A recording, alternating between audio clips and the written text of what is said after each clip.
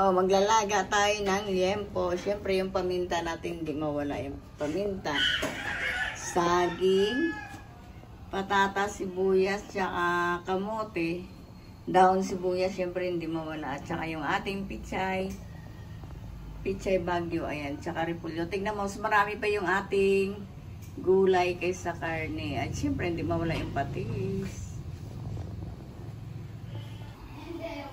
Palagay na natin yung ating paminta at saka yung ating sibuyas. Tingnan mo. Maraming paminta para masarap. Siyempre, hindi mawala yung ating patis. Tingnan mo yung patis yung mapakuti. Siyempre, hindi mamaya mawala yung ating nor. Kasi siyempre, maraming sabaw. Ilagyan natin ng nor, baboy. Ayan yung ating baboy. Takipan lang natin to. Maya-maya, pabalikan natin. Mag-i-slice yung mapakuking ng ating gulay. Lalagyan natin ng mais, pahabol natin yung mais para masarap. Ayan, dalawang mais yan. Lalagyan natin ng water.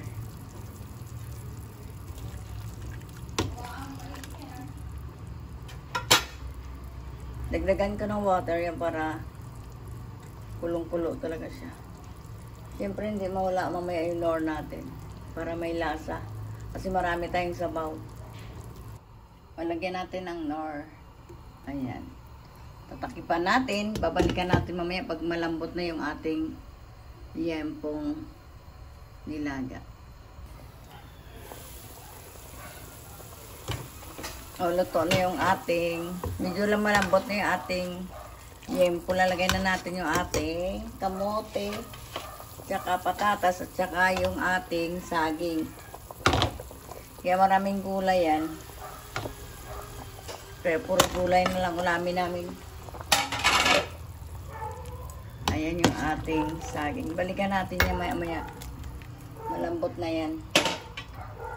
Okay, di ba ang sarap ng ating ulam? Nilagang liempo. Oh, mas maraming gulay kaysa liempo. Balik pa natin. Balikan ko yung mamayang konti. Okay na yan.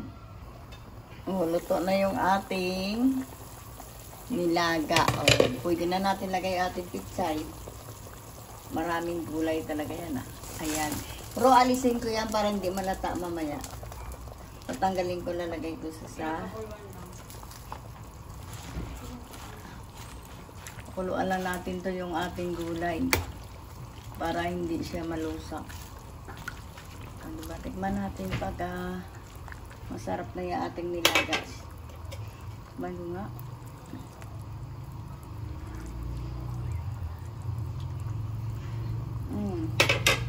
Pero konting pero medyo okay na yung ating. Lagyan natin ng konting asin. Balik natin.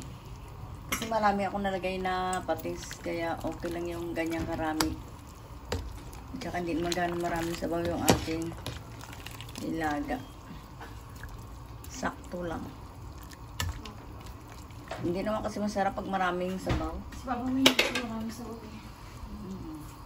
Antayin ko lang medyo maluto yung ating pichay, tsaka lagay natin yung ating repolyo.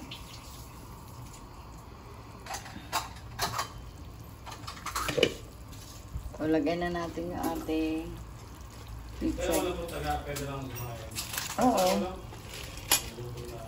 Ito na, lalagay na yung gulay. Ayan yung pichay natin. Pichay Baguio.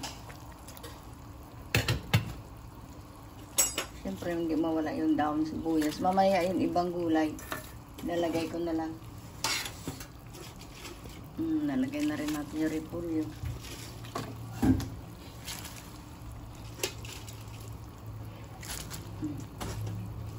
Maraming gulay talaga. Dahin ko lang kumulo. Okay na yan. Sandok na tayo ng kanin. Okay na yung ating nilaga. Oh. Okay na.